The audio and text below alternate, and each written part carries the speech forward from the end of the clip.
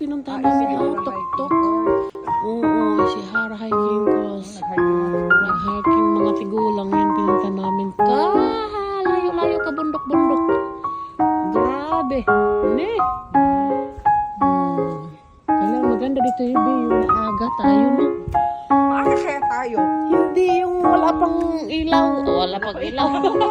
Wala pang sun. Wala pang araw. Wala pang araw umakyat. Ha? Bakit? Saan ba nagbil ako ng sapatos? Oh. Ano yan?